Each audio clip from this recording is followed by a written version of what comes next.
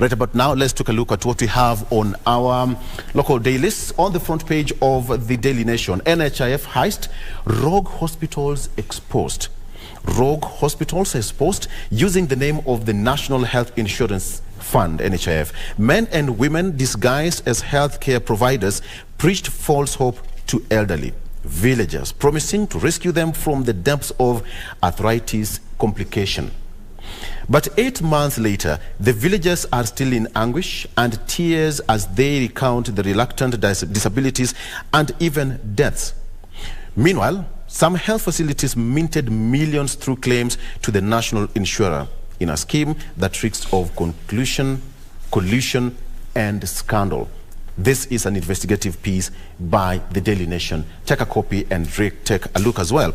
Pass finance bill to allow me fix Uhuru economic mess, Ruto urges MPs. The president was speaking yesterday at a church function in Kakamega, and he said that he needs the finance bill 2023 passed for him to raise money to fix the economic mess the country is in. Speaking yesterday, the government said that he's not going to go the route of borrowing more money to make the country stable. Inside Parliament, 6-point plan to bring down cost of electricity. Some good news there. They have got 6 points on some of the areas they are going to explore to bring down the cost of power. The National Assembly Committee on Energy is set to start investigating the high cost of electricity and present a report to the House within 120 days. Some good news to Kenyans there. We all agree that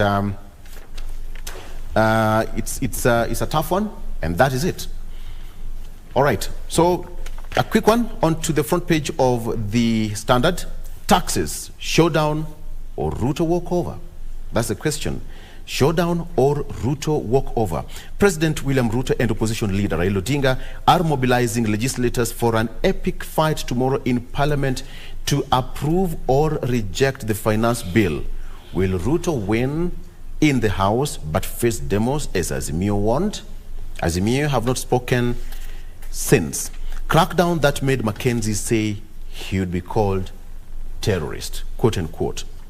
Will Oloo case reset governors' deputies' ties? The case is set to begin on Wednesday, with the committee set to sit tomorrow to set the ground rules on how to investigate the case. Okay, gentlemen, this is the point. Taxes, showdown or Ruto walkover? Crispus.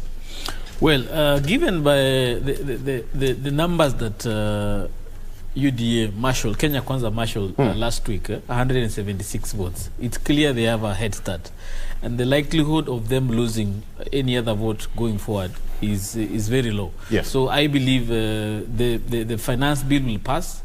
Whatever amendment that the finance committee suggested will also pass, and therefore the budget highlights as presented by the minister will sail through, and that's what Kenyans will have to live with for the next 1 year. Yeah. Important for us is now to be able to adjust as an economy and live with the realities of what the Kenya Kwanza government has proposed in terms of taxation, in terms of exemptions, in terms of the heavy burden as Kenyans we have to live with.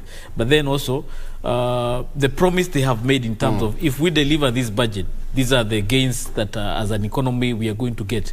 It's now the responsibility of the opposition and Kenyans at large to check the government of Kenya Kwanza to make sure that whatever they have promised to deliver, they deliver, and they should not give us excuses come 2024, 2025. Yeah. Yes. Mheshimiwa, all Kenyans are looking at you in Parliament tomorrow. You are torn in between a rock and a hard place.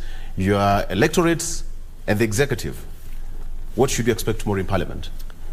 We are very grateful that we have another opportunity to moderate on that bill.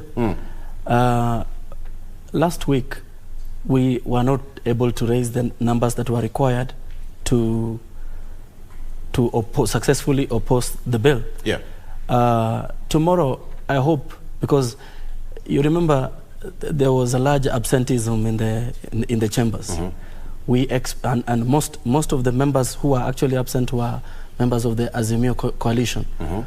We expect most of those guys to be in Parliament chambers tomorrow, so that we can be able to marshal enough numbers to be able to post this bill. What really happened? It's not going to be very easy. Yes. Because Kenya Kwanza are already in front, considering their numbers. But we still hope that some of their members who are conflicted about this issue may be able to join us, so we can be able to put down this. What really happened? I'm curious to understand what really happened with Azimio last week. There was a walkout en masse. Yeah. What happened last week did not only happen to the Azimio coalition members. There were also Kenya Kwanza MPs. Some of them were actually seated in the speaker gallery and could not be allowed to vote as much as they shouted from the speaker's gallery. So what happened was actually something that was not, it wasn't premeditated. Though from the government side you expect that because they are very keen for this bill to pass, they would have tried to take advantage of when they see that the members of the Azimio coalition were not in the House. Yeah. That is when they were going to bring the motion for the vote. Yeah. Okay. All right. I'll get into that shortly. And of course, when you hear what nominated member of parliament, that is John Mbadi, said that it was illegal, the vote was illegal, it was not a motion per se, it was not procedural. What happened in parliament last week was a Kenya Kwanza affair, not a government affair of reading that proposal. Okay, very fast, let me take you on just on the front page. Before then, let's take a break. And we come back, I'm going to take you through the front page of the Star newspaper and the People Daily very fast, and then we get into the gist of the conversation. Please talk to us on our social media handles at KBC Channel 1, at Victor Oloo, hashtag Good Morning Kenya, shortly after this break. Stay with us.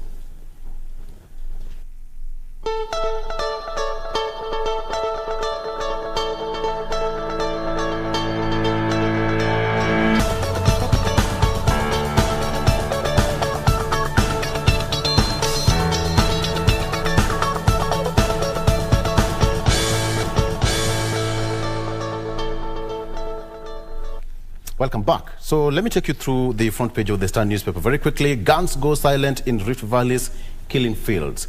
Guns go silent in Rift Valley's killing fields. So locals and leaders now call for more development. State to invest in schools and security strategies. Gentlemen, this is some good news. Let me just stop at that point. This is some good news. Well, it's quite unfortunate that over 6 months we had guns on fire in the North Rift and many lives lost. But also it's very unfortunate 60 years later as a country we are still having to deal with issues of banditry and cattle lustring. I just hope that this administration, the seriousness it has given in terms of managing the issue, can also be given to the issue of bringing development to that region, because I think the children or the future generations of the North Rift, they require a different kind of lifestyle, a different kind of approach into how they deal with issues, rather than the use of guns and banditry in terms of the kind of life they live. We need to give those children a hope that they are part of Kenya, they are able to enjoy the Kenya some of us enjoy right here in Nairobi or other parts of the country, which for them they just hear about. So it's just my prayer that this administration will not just say we have dealt with banditry and that's it. Take forward the initiative of bringing development to this region, changing the mindset of these people, and be able to liberate them, so that even come 2027, 2032, the kind of leaders they elect, they are people who reflect to their new way of thinking and their new way of life. Because some of these issues, they just not come from them. They come from the leadership that they bring. So we also want the leadership that is there. If they are attributed to this kind of issues, let the government deal with them so that they cannot be able to support. Then it means that the whole of this situation just needed a deliberate approach. Boots on the ground and hit the ground running. Yes, true. It's commendable what the administration has done in terms of paying attention to that area, but they could do more. We should look at innovative ways of bringing these people together. The government could explore opportunities for, say, cultural events, sporting activities, because sports brings people together. But I also want to agree with what Engineer has said, that development is ultimately what is going to bring lasting peace to these people, so that they can be able to, consider other avenues of earning a living and not engaging in, theft of cattle. Absolutely. Yeah. All right. Sad news that 2 KDF troops were killed yesterday and 20 injured in Lamu County terror attack. Actually, the officers were responding to an attack on a GSU team in Lamu. 20 other officers were also injured during that, and it's suspected that the militant group Al-Shabaab were behind the attacks. And finally, Ruto backs tax bill as MPs set for crucial vote that is set for tomorrow. Azimio legislators plan to push key changes when debate on revenue proposals goes for third reading tomorrow. So that is it. Gentlemen, let's get straight into it. So, Mheshimiwa, let me start with you. It goes for third reading. But what happened last week, a majority of Kenyans said that was not procedural. What is your take on that? I'd like to agree that a matter of national importance, such as this controversial finance bill, should have been handled in a professional manner. Sneaking a vote when members are not in parliament is not something that is really good. And so, a matter of this kind of significance should be known that the vote is going to happen, because there was a miscommunication in the chamber. Most of the members left knowing that this reading, the voting was going to happen tomorrow. Yes. And not when we actually took the vote. So most members went to attend to some other issues. As you know, members of parliament are not required at all times to always be in the chambers. You could probably step out to go and attend something. So what happened last week was not something that was planned from, like somebody like Bobo Wino. He could not have missed the vote intentionally. He must have gotten the information that this vote is going to be taken another day for him to be able to attend to other issues. But I think from the Kenya Kwanza side, there was a sinister move because they are desperate to have this finance bill pass. So they were going to use any means available to them to try and have the bill pass. But thankfully tomorrow we have, I think we're going to take a third vote. Yes. And I hope we can be able to do a So what was supposed to happen last week, ideally? Because the report was handed over to the Speaker on Tuesday at around 9:30 thereabout p.m. And then the Speaker announced that you are going to go for the next session the following day at 9. What was supposed to happen on Wednesday? We were supposed to debate the finance bill. Not vote? Not vote. Okay. It was understood that we were going to continue contributing to the finance bill in terms of debate in the chambers. But all of a sudden, the debate was brought to a stop, and the division bell rang, and we were meant to take a vote. And we had to do that because there was quorum. Crispus, what do you make of this? Does it really ring a bell somewhere as per the procedure? Well, as long as the action of the Speaker is guided by the standing orders of Parliament, it is within the law. I think what the members of Parliament, both in the opposition and government, need to be aware is that this is a new administration. Probably they are running things differently. They don't have much time to wait in terms of following procedure that takes time. And therefore, when they saw they have a quorum, then I believe the Speaker, in his wisdom, or maybe the majority, set a motion saying that we can be able to vote for this matter, and therefore we don't have much time to waste. I think the opposition needs to be ready that this kind of tactics will most likely come to play as this government runs its business, because this is a different administration. They want to run things differently. They want to take as much opportunity as whenever it arises, so that they can be able to move forward. So I think for opposition, they need to change their tract. But the other challenge I also find with the opposition is that the leadership is outside Parliament. The people they take orders to outside Parliament, and therefore they are not able to make decisions as fast as the government is able to do that. So therefore that may present a challenge to the government, the opposition, in terms of taking a certain position. Because you see, for them to have not be within parliament or be prepared for such an event, it raises a question. This is a matter of national importance. They should be there to guard it, whatever it takes, even if it means you stay there till midnight to make sure that you have the numbers. Even if the government decides to present numbers, then you have there protect your position. I hear you, Crispus, but then there are two things here: time and procedure. If you say that opposition did not, the government side saw that there was no time left, or quote unquote be wasted, and there's a procedure, which one takes precedence? Well, as long as the procedure is within the law, then the government has every right to take advantage of it. Because for them, the issue is time. We are looking at the budget must be ready by 1st of July. And therefore, looking at that timeline, we had only 2 weeks. And you can see the opposition was very determined to make sure this bill doesn't go, whether even if there were how many amendments, they had already declared that we are going to bring down this bill. The leadership of the opposition had made it very clear that whatever it takes, we must bring this down. So therefore, the government had no choice but to also say, whatever it takes, this bill has to pass. This bill has to pass, but that's dangerous, Mheshimiwa. When you look at it from what engineer is saying, when you look at the procedure and time, the procedure that's supposed to go for the third reading was supposed to be done. What happened last week ought to have been done tomorrow. And then, you know, Parliament, I'm so sure the Speaker can call for a special sitting when there is such kind of an issue. So what was the hurry all about? That is my question. Mesh. The truth is that if your life depends on something, you're going to be desperate in ensuring that you're not caught off guard.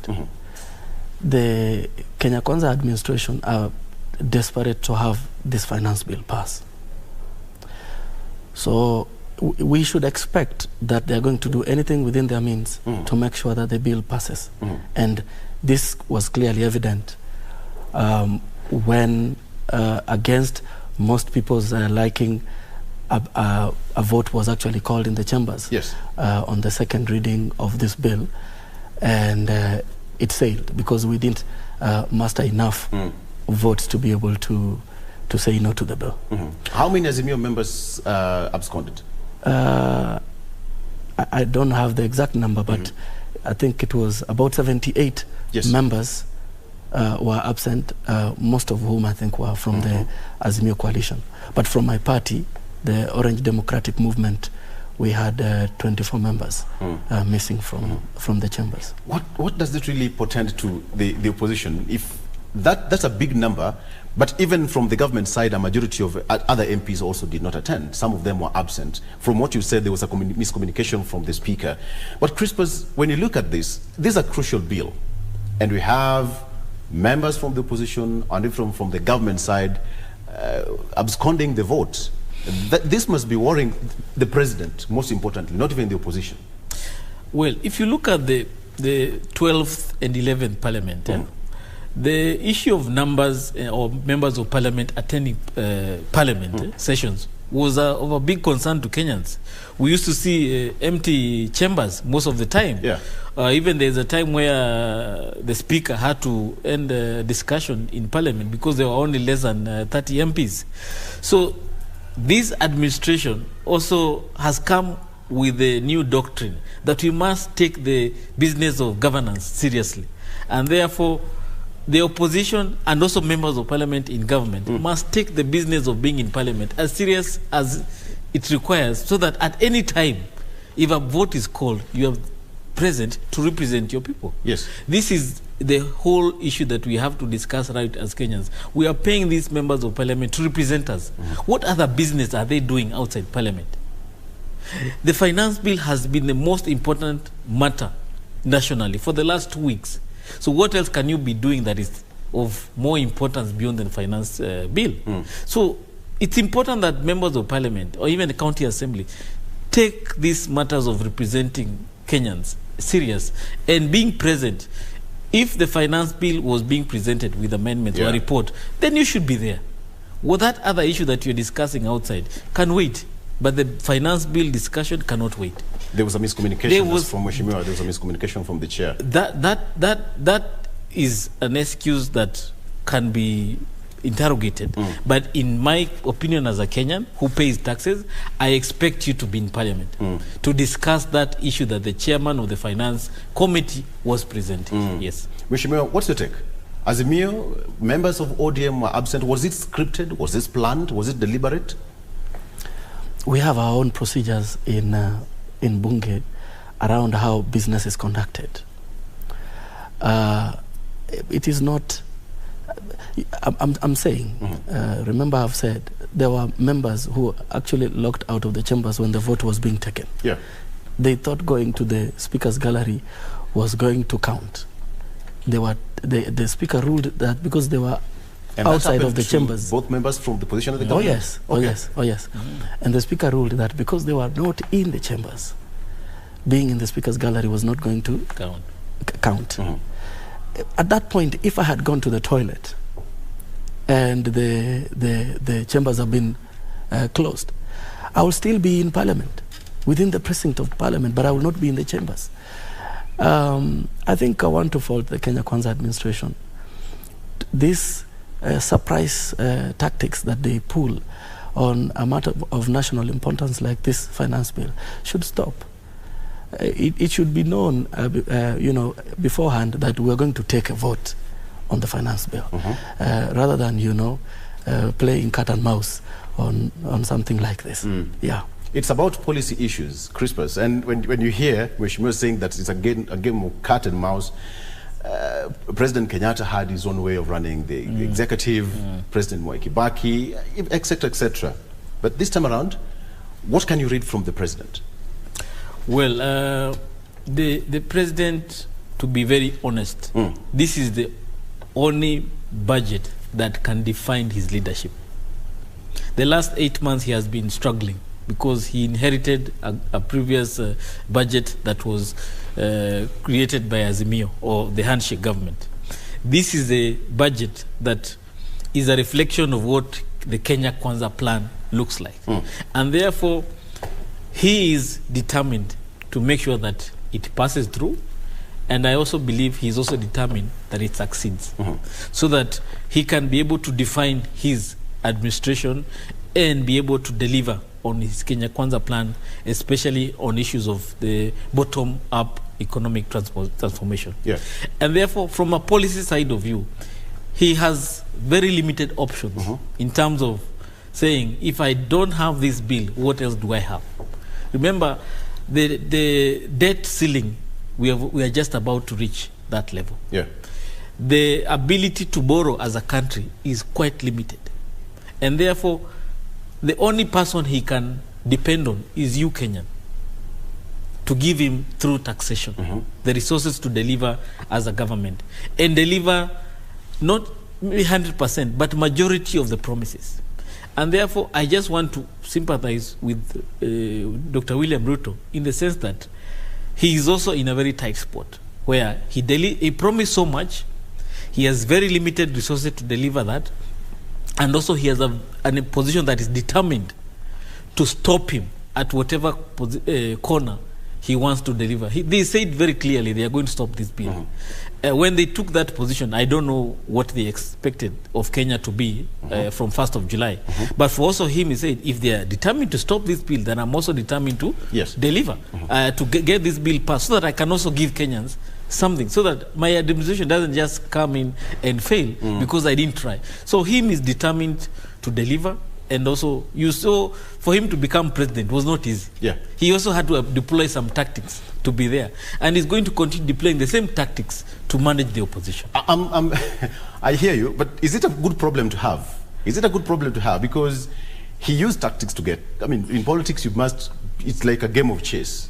Make your moves very well, or else you'll be out of the game. You know, if he succeeds, he'll be a good president. He'll be a great president. If he fails, this will be the end of ever having a hustler president. Okay. So therefore, he must succeed. The failure is not an option for him. The only option he has is to succeed. Mheshimiwa, we are in a very tight situation because somebody would be asking himself that why you want to tax more Kenyans more for us to sustain ourselves with zero borrowing from the international lenders, and you've not improved our cost of living. I don't know what the engineer means by, if this tax bill goes through, that William will be the best president. I think you're not a good president when you promise that you're going to lower taxes for Kenyans, and you do the exact opposite. I don't think that you're going to succeed in developing the country when you are actually wasting resources, when you're allocating your offices huge taxpayers' money at the expense of the poor and struggling Kenyans. I really think that we need to look at how did we get to this point? Why is the government so desperate to raise taxes on poor Kenyans? What is this debt situation that the government is cutting around that they don't want to talk about? We need to be able to examine these things so that we can be able to be sure that the measures we're taking are actually going to bear any fruit. Right now, what the country requires is an enabling environment in which, businesses thrive, because when businesses thrive, you should be able to raise more taxes. Yeah. But when you make it very difficult for investors to put in their money, you can be sure that the government is going to struggle to raise revenue. And when they struggle to raise revenue, I'm not sure they're going to be able to deliver on the many promises that they gave to Kenyans. I'm curious, what is Azimio planning? Okay, let's come back to ODM. Last week, John Mbadi spoke on behalf of ODM, not on behalf of Azimio. What's in this talk for us, if you are aware of any? I just know that our principals are going, and they already said this before at a press conference before this, the second vote, the vote on the bill last week was taken. The options are very clear that should the bill pass, likely we will go back to the Kenyan people and ask them to be able to stand up to this administration. So it's a wait and see. We are hopeful that once this plays to the very end, our principals will be able to guide us on the next step, which in my view is to go back to the Kenyan people and tell them that enough with these punitive measures from the government. I call them the fourth arm of government, Wananchi. Yeah. Yes, because you're the voters. Crispus, when you look at the situation, we have got chains and blocks that are completely in front of the president. How is he going to maneuver in between this puzzle? Because when you look at opposition, as he's saying, they'll have another option, either to go back to the people, which is also enshrined in the constitution. There's no problem with that. But the president also has a government to run, policies to articulate, deliverables, promises. So where are we? Where is the president now in his situation? Chains and blocks for him? Well, everybody was elected for a purpose. The ones who succeeded to become the administration, for them is to deliver for the people of Kenya. The ones who are in the opposition is to check that that government does not have excesses. For the government of William Ruto, the only responsibility they have for Kenyans is that they came up with a policy agenda or Kenya Kwanza plan, which they have to deliver. The unfortunate thing is that they did not probably envisage that they will have challenges in terms of funding it. And when it came to looking for funds, the only option they had was in terms of taxes. They have some options. One of the challenges as a country we go through is that corruption is deep.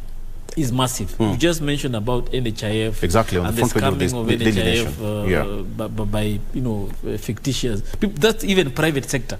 Those are private hospitals stealing from government. It's not people in government trying to steal within government. So if we can be able to deal with issues of corruption, a lot of these issues we're discussing about wastage can be handled. If we can focus on value for money, whatever resources, wherever they have been allocated, that they make sure those resources are able to do a transformative agenda on the areas where they are applied, then we will see results. If you recall, in the Kibaki administration, we had something called the economic stimulus package. Small money that was set aside to stimulate the economy of Kenya.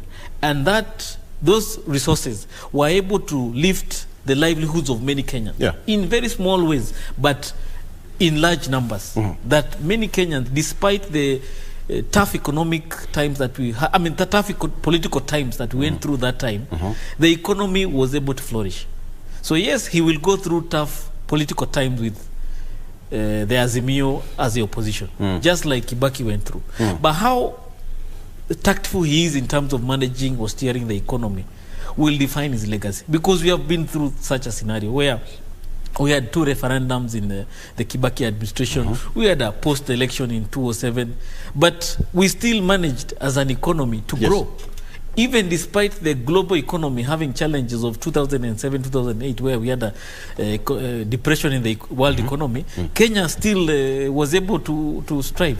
But one of the most important areas that this administration must be able to deal with is food productivity. If we can be able to deal with food, then the disposable incomes of Kenyans will increase.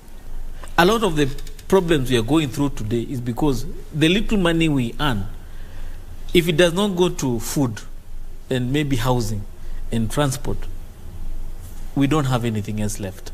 So if we can be able to deal with one of the most important issues, food security, then we go to issues like health, affordable health, which can be handled by productivity and managing graft in the health sector.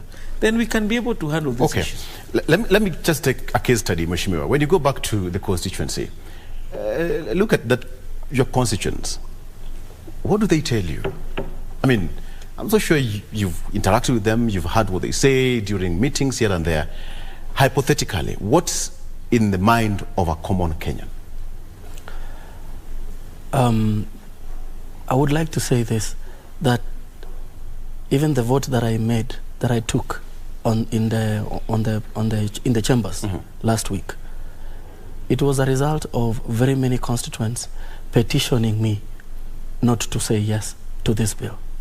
A lot of them told me that, you cannot vote in favor of this bill because life is going to be unbearable. If you look at the cost of petroleum, I don't know if you know this, but Uganda imports most of petroleum from Kenya. Because of these measures that the government is taking, this corridor as an avenue for Uganda to import her petroleum products has become very uncompetitive. So now Ugandans are mostly going to start importing fuel from Tanzania. For Kenya to lose business of this magnitude that it has had for a very long time since independence is not something we should, as a nation, take for granted. So my people are very categorical that the government promised. The government should keep the promises that it made to constituents. The government said they were going to make life bearable. Why are they now resorting to overtaxing Kenyans in order to be able to achieve their goals? So I am going to continue listening to the good people of Bomachoge, Borabu, and it is my intention to continue to listen to them, because only then will I be able to offer leadership that will meet their expectations. Yeah. Okay.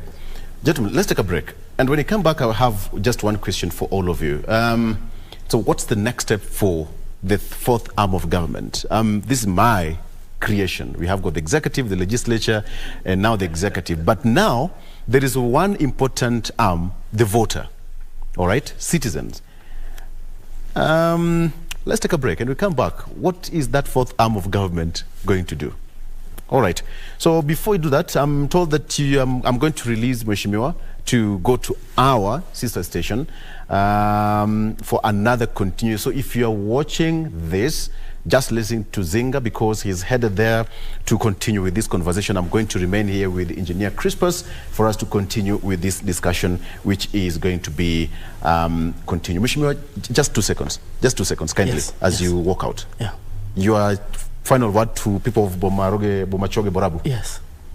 I just want to say that I'm grateful that they elected me their leader. We are going to, and they elected me on an opposition party ticket. Yes. Our responsibility is very easy. We are going to try and hold this country and government accountable to the people. They promised that they are going to make life bearable. We are keen to ensure that they keep those promises. Okay. Thank you very much. Right, Mheshimiwa. Thank you for having me. Thank you so much. Right. We'll have him again here next week for us to continue the discussion. All right, let's take a break and we come back. We are going to continue with Eye on Politics with Engineer Crispus Wathimba. Stay with us.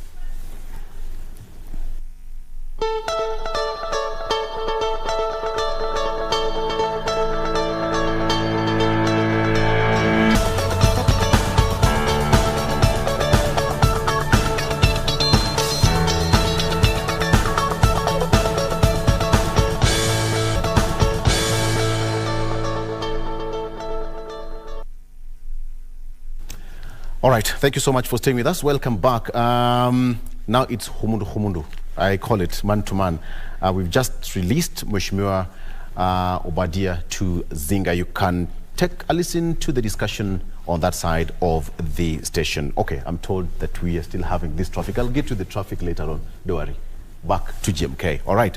So, Crispus, looking at what we should be expecting tomorrow, the third reading is expected, of course. We're looking at what the president is expecting to whip members of the government to vote for the bill. The Kenyan taxpayer says that, you know what, it's going to be hard on us. But our government has to run. My question is going to be, how is the president going to balance the two to please the hustler, people who actually propelled him to power and running his administration to full term without the common mwananchi feeling a pinch of, you know what, this is government that you chose, and at the end of the day, 1,000 bob cannot even buy a complete meal for a family of 3. Well, to be a bit realistic is that for the last 2 years, the disposable income of Kenyans has greatly eroded because of the high cost of living. During COVID time, post-COVID, during the elections, post-election, our lives have continued becoming unbearable. And therefore, it's not that because of this finance bill that they are where they are today. Probably, there will be a marginal increase in terms of the cost of living. But also there are some areas where we believe there will be a decrease in terms of the cost of living. Investment in terms of subsidizing productivity as a country, whether it's in food, whether it's in healthcare, whether it's in energy, whether it's in transportation, will have an impact, direct impact to the pocket of many Kenyans. So what we need to ask this government is to make sure that you will have your numbers in parliament. You will definitely pass this bill. It will become law, okay? We may have very limited options as a country in terms of saying no, because we have set laws that govern how we run our business. 1st of June, we must have a finance bill. Government must have, must operate. It cannot stop. And therefore, whatever resources we shall give you as a people of Kenya, can you make sure those resources are used responsibly? That is where all this hula baloo is all about, because we have given many governments money, but we have always seen perennially corruption eating away the very resources that we work so hard to give government. So if this administration can be able to prove that it can use resources responsibly, then probably Kenyans can feel their lives are better. And how long would that take? Because you see, one of the areas that pains us most is one, food and healthcare and education. That's where the pain is most. In terms of transportation and cost of transport, not many Kenyans are always on roads. People in rural Kenya are not as greatly impacted as people in urban areas. Yeah. But when it comes to food, healthcare, and education, whether you are in an urban or rural setting, that's where the pain is most. So if we can be able to improve how we run our business in these areas, then I believe that income that has been eroded can start coming back. And Kenyans can feel, yes, even though I've increased in terms of my contribution to the tax that I pay to this government, then my life has improved in terms of it's become less expensive. Yeah. So that is where the challenge is. But as long as we are perceived, or we perceive this government as being careless, corruption is still there, ministers and assistant ministers are doing whatever they want with resources, then we will not be comfortable. We will not have the confidence. The discussion about this finance bill has not been about the taxes as much, but the most underlying issue has been the confidence we have in terms of this person we are giving this budget. Will they be able to run it responsibly? Are we going to have another 30% loss in this money that we have allocated? Yeah, and of course that's going to be one of the most difficult positions for the president to do, to convince Kenyans that it's going to be easy for them because of the doubts already created. But then, how is this bill going to affect our neighboring countries? If we are not going to borrow, we are going to depend on our own homegrown solutions. We are not going to borrow, internationally. How is it going to affect our other neighbors, Uganda, Tanzania, and even countries who import or export products from in and out of Kenya? One of the things I want to tell you is that our neighbors, as much as we've been having our challenges over the last 10 years, for them they've not been asleep. Their economic output has also been growing. Their ability to manufacture has also been growing. So therefore, their reliance on us has not been as high as it was previously. So we are trying to reclaim what we've lost. And for us to reclaim what we lost, we must invest in those areas that can give us back what we lost. Subsidizing productivity, not just in food, but even in manufacturing, cost of energy, transportation, is a must for us to be able to regain that position. We have a very sophisticated economy. Our manufacturing is advanced. Our workforce is quite advanced. Our ability to produce is very high compared to the region. Those are our competitive advantages. We can be able to ride on that to regain our position. And therefore, how best we take advantage of that as a country in terms of the policies we articulate and implement will make a difference. Kenya is a very respected nation among the East Africa, among the COMESA. And therefore, when we position ourselves, this is who we are today. This is where we look forward to be in the next 5-10 years. Definitely, they will listen to us. If a Kenyan goes to Tanzania, to Uganda, to Rwanda, to ask for an opportunity, we are people who are listened to. People will not doubt us. And therefore, we still have that goodwill as a country to take full advantage of. All we need to do, and we need to deal with, they have come to associate us with toxic politics. So if we can be able to cure that toxic politics, the region will respect us. The other issue that we have come to be associated with is grand corruption. Kenyans today are perceived to be doing politics and stealing. So if you can also deal with corruption as a country, if we can see the firm hand of the president in terms of dealing with corruption, then the region will come to respect us. A lot of Ugandans are coming here to register businesses. It's not that they have given up on us. Because we have an economy that is interlinked, and therefore they cannot avoid us. They are a landlocked country. We are a country where we share, we provide them with the logistics in terms of a hub, port hub, and therefore they still depend on us as a country to do their business. And therefore we need to continue building that confidence that they have with us. One of the areas they need to help them build confidence is deal with corruption and the ease of doing business as an East African community. The president is quite deliberate and focused when he talks about things to do with value addition, agro-processing, manufacturing, etc., and even labor. What is going to be the turnaround time? More so when you talk of production when you take care of food production in the country, first of all, you have to, strengthen the farmers. What is going to be the turnaround time for Kenyans to start feeling some weight loss in their pockets? One of the things that he has done that is good is talk about subsidizing productivity, making the cost of production very low.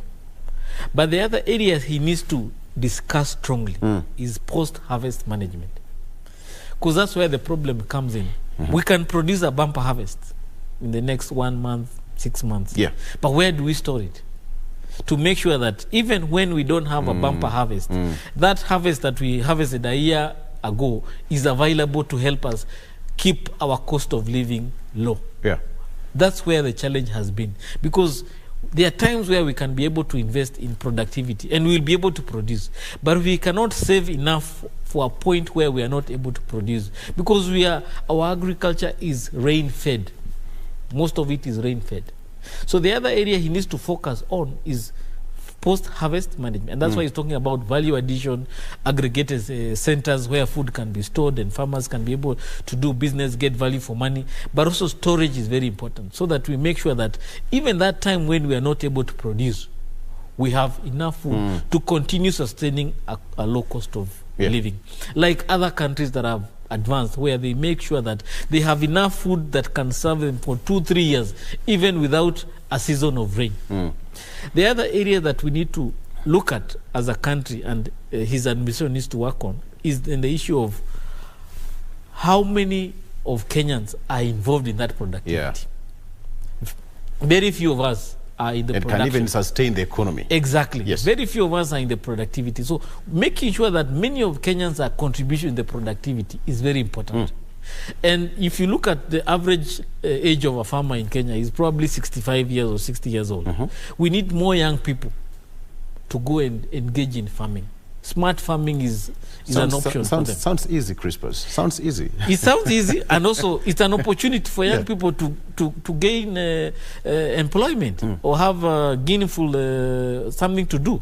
So therefore, if we can also advance or advocate for the kind of farming that young people can be attracted to, it's something we should consider, so that we have more of them involved in this productivity, more of them involved in the value chain for agriculture and food production, so that as an economy, we are all participating in these issues of food productivity and food security. I'm talking about easier said than done, because even the previous regimes, at some point when you hear a report from KRA, either quarterly or half-year report or even annual report, KRA in most instances have never hit their target.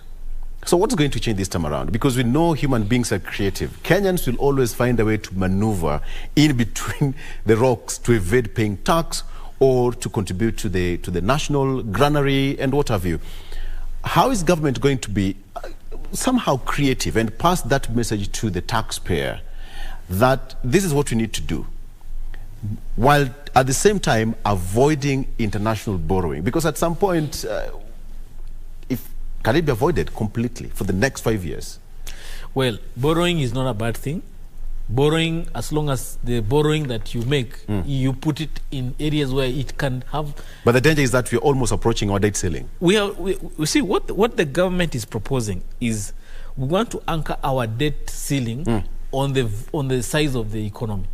And they want to do it at 55%. If you look at the size of the economy today, we are most likely at above 13 trillion in terms of the size of the economy. Probably in the next 2-3 years, the economy will reach 15 trillion, 16 trillion. We don't know, depending on how we implement our economic policies. So if we say our debt ceiling is anchored at 60%, we still have some room to borrow, if we change how we look at the borrowing and the ceiling that we have put for ourselves. But what are we borrowing for? We borrowed a lot of money in the other administration. But what value did that borrowing bring to us? We borrowed in excess of 7 trillion. From what Kibaki left us with to what we have today, there's a whole 7 trillion that we borrowed. What value did it bring to us? Where was it put? What is the output of that borrowing? One of the areas that I feel we need to audit is in the devolved governments. We have invested over 3 trillion over the last 10 years. Okay? How much of that 3 trillion you have put in the county governments is able to match in terms of the revenue those counties are generating? Have we been putting that money in county governments to pay salaries and not development or productive areas of the economy in the county governments? So those are some of the areas we need to look at. A lot of this money we borrowed probably was to pay recurrent expenses, and therefore it was not able to bring the value that we desired. So therefore, if we are going to borrow over the next 5 years, let it be borrowing for specific areas where there will be most impact, and that is in terms of economic value, not putting money in people's pocket in terms of salaries or benefits or allowances. It should be money that is put, for example, in a development program that has the most economic impact to the lives of Kenyans. Yeah. You know, the government really depends on productivity. When you talk about farmers and lowering the cost of farm inputs and even supporting the farmers. But we all know these things are seasonal and unpredictable. The other day we had locust invasion in the north. Farmers cried foul, and the government spent billions of shillings to, to control and contain the locusts. So what if it doesn't happen? I mean, we have got the weather patterns across with us. So what if it doesn't happen? And the government said that, we're not going to go back into the international borrowing. As I said, Kenyans also have a very peculiar way of survival. What will the government do for it to make sure that, hey, I'm not going to taint my image and I'm still going to pass the mark that I gave Kenyans, and I'm going to deliver? Well, one of the things that this government must do is understand that we are no longer in the campaign season. Yes. And therefore, making promises that you cannot match with deliverables is something we need to stop. We need to tell Kenyans the truth, just like our deputy president says, he's a truthful man. Yeah. We must now face Kenyans with the truth. And where we are not able to promise something that we cannot deliver, we should avoid that. This is a moment where you have been given an administration. Power has been given to you. You cannot afford to make any false promises. All you can do is make cautious promises, in the sense that whatever you promise is something that even if you don't deliver 100%, you can come within a certain margin in delivery. So I don't see any need for this administration to continue making false promises. One of the things that they need to do is that if this budget goes through, and this year we are very lucky that the rains came, make use of what you have today. We are looking forward to a good harvest in the course of this year. We already have a finance bill that is quite contentious, is quite big, is going to tax Kenyans heavily. Make the most from this too, so that going in future, you don't have to come back to Kenyans to pain them any further. If you're going to produce enough, can we store as much as we can? If we are going to work with the region in terms of producing food, can we have trade agreements that make sure that even if Kenya does not produce today, we can go to Uganda and Tanzania and get food easily? We had traders stuck in Namanga border when maize could not be brought 2 weeks ago. It took the intervention of the CSs for both countries to have that issue sorted. We need to unlock some of those issues so that anytime we feel like we don't have enough food, we can go to our neighbors and they can also come to us when we have excesses. Because we're in a global village, okay? A region like Congo has the potential to produce. So if we go to provide peace in the DRC, what else are we investing there in terms of getting the investment we have put there? If we can also start farming or producing in those regions of the DRC, which are highly productive, let it be. South Sudan still has a potential to also feed this region. So Kenya should take advantage of its economic position and big brother position to be able to make sure that the region can also take care of Kenya when Kenya needs. Engineer, let's talk about the issue of information dissemination. We've had finance bills going through Parliament, even the previous years. I mean, it's been done before, over and over and over again. And every government, it will happen again in future. For this budget, 2023-2024, The information dissemination that we're talking about here is, do you think that the Kenyan got the right information, the right message, as far as this bill is concerned?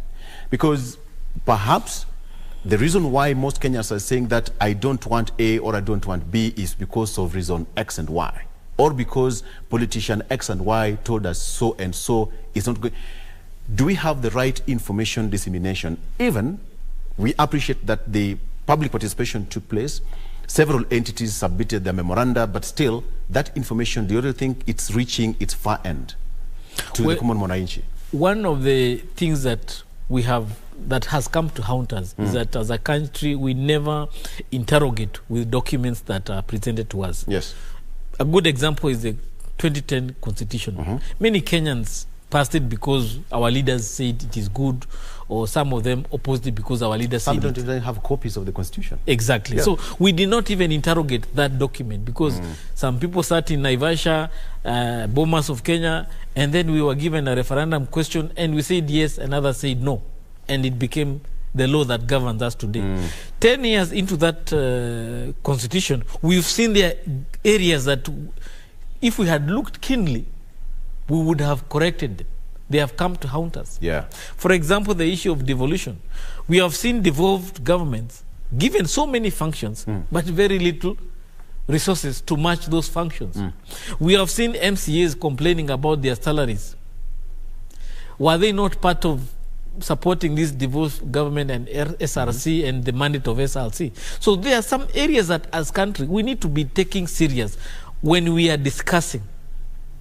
Today we are very involved in the finance bill because the principles of both the government and the opposition have been very keen in taking a stand. But probably their stance is not because of what is in the bill as much. It's what is not in the bill for them. That's why they have taken very strong stance. And therefore, we need to look beyond the politics of proposals.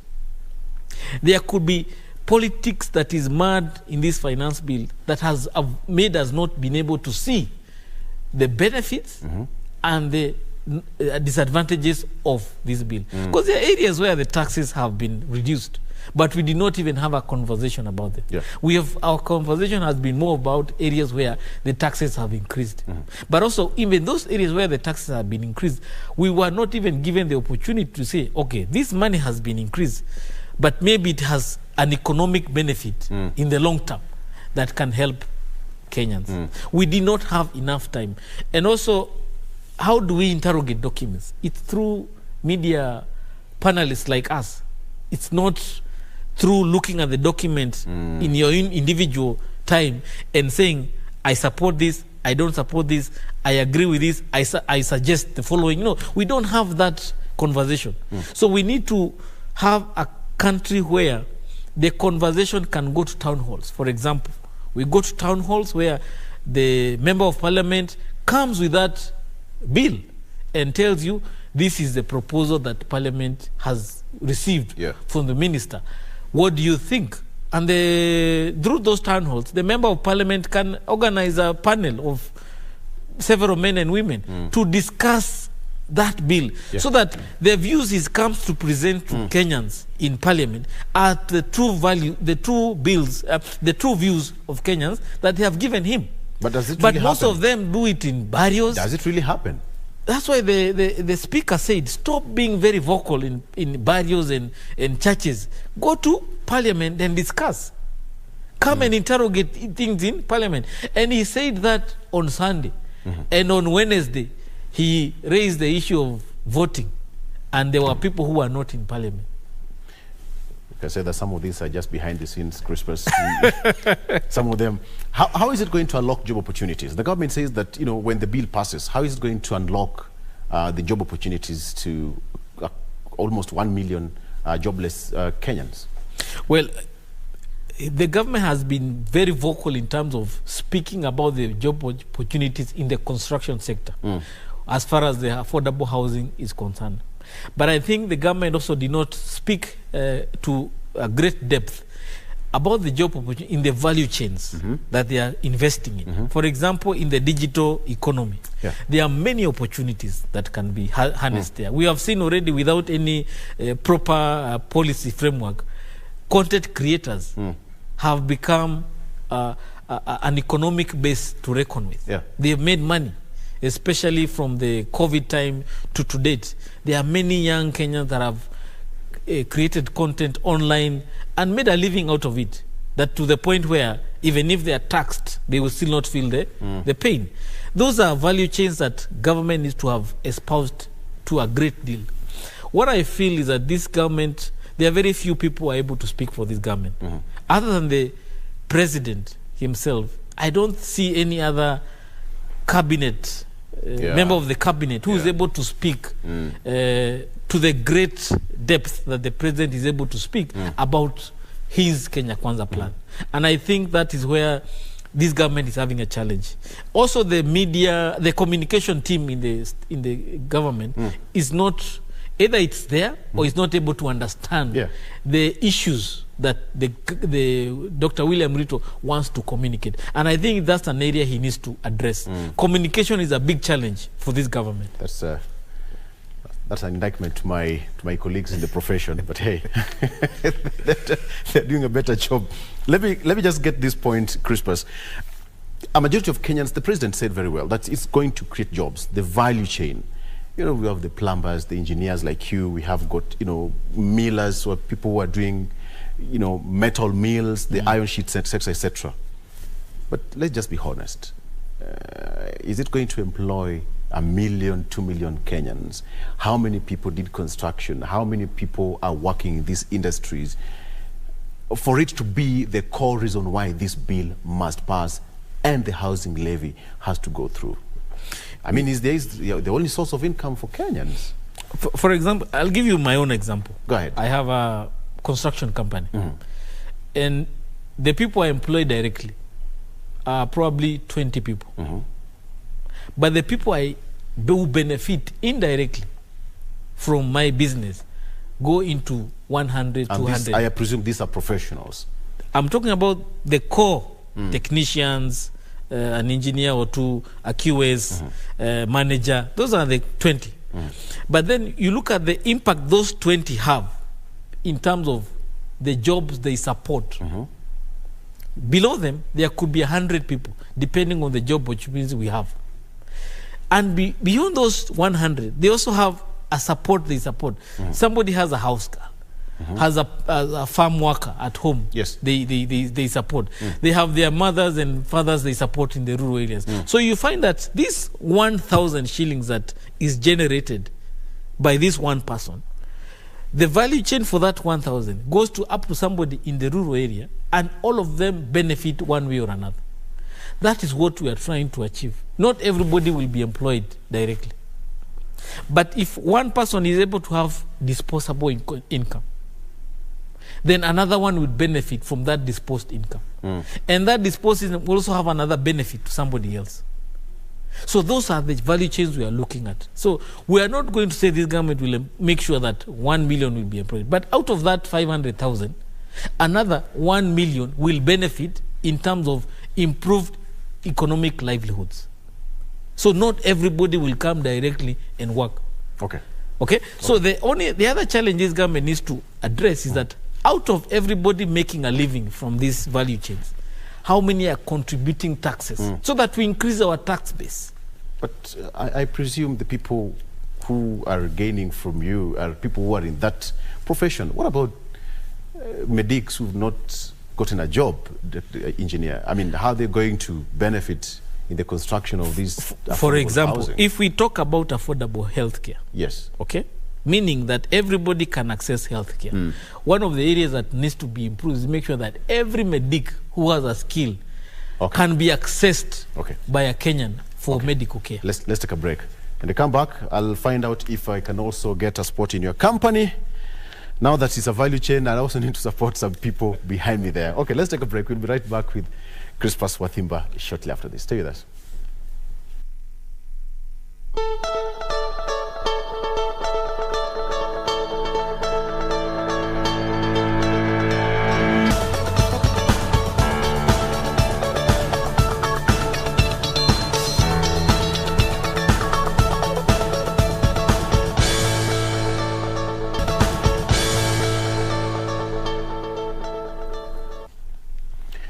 Welcome back, and thank you so much for staying with us. Where can I drop my CV? Immediately after this show. Okay. All right. So, coming to the tail end of this discussion, Crispus, so what should we expect tomorrow? It's a crucial moment for the president and, of course, Kenyans. What should we expect tomorrow on the floor of the House? Third reading? Most likely there'll be maybe fist fights in Parliament. There'll be a hot debate. God forbid. Because we know how it can get. Because you see, if they don't have the numbers, well, then what else can they do to stop the debate? So they may end up being physical, but I pray that we have a sober discussion. Even if they don't have the numbers to stop the bill, at least we want to hear them. Give us the demerits of this motion, so that even if it goes through, we can at least remember that they voiced their concerns as far as this bill is concerned, and the areas they had a challenge with, so that even if those areas become a benefit in future, the opposition or the government can be able to say, okay, we told you this, but we did this. This is how we made things better. So I just pray that we have a sober discussion, and if it's not there, the opposition have their rights to do whatever it takes to stop that bill. But they must do whatever it does within the law. They should not do anything that is unlawful, that will make this country look ungovernable or unlawful. They have also options that they have said they are going to pursue outside, which is probably legal action or mass action. But we just pray that they don't consider mass action, because it will make also this country look very bad. We just come out from Andamano in March. We just want to be able to move forward as a country. The bill is not the end of the world. We have had serious economic challenges before, and as a country we have come out. How we pick up from the challenges that are ahead of us is what will define us. So if we are able to pick up from the challenges that are ahead of us and make the most out of it, I think this country can come out of this as resilient as possible. Okay. What do you think some of the short-term and long-term strategies that the government can employ to meet its revenue target? Let's assume that the bill passes. One of the areas that they need to do is handle the issue of pending bills. Because a lot of the pending bills, if they are paid, a lot of those people are contributors to the tax base. So if you pay a supplier who has not been able to pay VAT, they'll be able to pay VAT to government. That's a short term? It's a short term. Okay. Pay all the pending bills, go to unlock all the projects that are stuck. Those are areas that you don't have a lot of time to waste, because you don't have to go to tendering, you don't have to go to look for approval. These are areas that you as a government, you have an obligation to fulfill. So look at the pending bills that are genuine, sort them out, look at the projects that are stuck, kickstart them. Let's start moving on, because even if we start starting new projects, it will waste a lot of time. So short term, that's what we need to target. Then long term or medium term, start working on the Kenya Kwanza plan, setting the foundation of what the Kenya Kwanza plan looks like, so that we now start seeing what Kenya Kwanza administration looks like. Some of the things that you've promised, we can start seeing the foundation. Then in the long term, maybe after a year or two, we can now look at the final outlook of the Kenya Kwanza plan. Revenue management is always the biggest problem. When you talk about the county governments, contributing to the national grid, and even some of the, quote-unquote mamambogas contributing to the national grid, how are they going to make sure that that's seamless flow of revenue collection into the national granary? Well, at the county level, we still have challenges. Not most of the counties are able to collect as much as they are supposed to. Because they also still depend on the national treasury. Yes, so the counties, we still have a challenge. Yes. And the challenge is more of systems. They have not put the right systems in place to be able to collect as much as they are supposed to. Those are areas of corruption. So that's one of the areas that the administration should be able to tackle as soon as possible. Ensure that the governors, as long as we are going to give you money, in terms of your contribution with generation of income as a county, we must also give them targets. If you are required to collect 1 billion shillings, let us also have targets for those counties, so that we can be able to hold them to account. As much as you ask for us to give you, can we also see you what you are collecting from your county? Because some of these counties are generating so much money, but very little is being collected. Okay. We need to deal with that wastage at the county level, but also at the national level. Wastage is a big area that needs to be dealt with.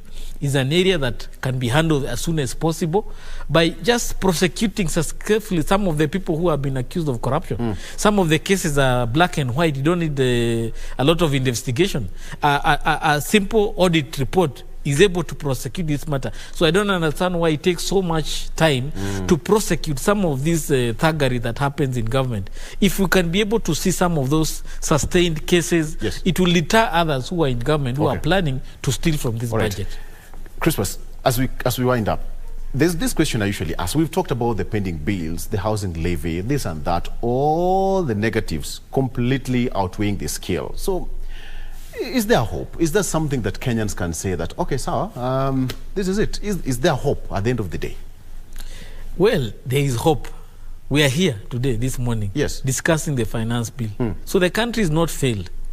As long as this country is able to govern itself, there is hope. The day we will not be able to govern ourselves, to reach Somalia, to reach Sudan, then that's when they will say there is no hope. But as long as we are able to govern ourselves, we will overcome this challenge. These are challenges that are self-made, self-inflicted. We can deal with them. If you see somebody is stealing and you speak about it, then we deal with that issue of corruption. Yeah. If you see somebody something doing wrong and you speak about it, then we deal with it. But many of the time is that Kenyans will become quiet. We are so silent on these issues. Then when the problem is there, we shout the most. You saw it happening. If you see your county government stealing and you didn't speak about it, then you are failed. The deputy governor of Siaya is being impeached because he said something. That's a good citizen of this country. If we had many of that kind, whether it's hot hair or it's the real thing he's talking about, but he has spoken about it. All right. Thank you. Okay. All right. Thank you so much. Yesterday was Father's Day. What did you do? I want to take that one very fast before I take a look at what we have on the traffic. What happened? My wife cooked for me a very nice meal. Ah, okay. And we had a good time at home. Yes. Just to reflect. I told them I don't want to go outside. I just want to sit at home and relax. Like you. Some people, you know, such as lunchtime, Uhuru Park is no longer there. I don't know what really happened to them. But hey, that was a good one. Thank you so much for joining us. My name is Victor Oloo, and of course, we've been joined by Engineer Crispus Wathimba. That's all we had for Eye on Politics this particular Good Monday, 19th of June. Thank you so much for being a part of the show. Engineer, thank you so much for joining us. Thank you for having me. All right. I look forward to another show. Wakenya, let's go out there and pay taxes. Remember, you have another day to do what is good for you. Good morning.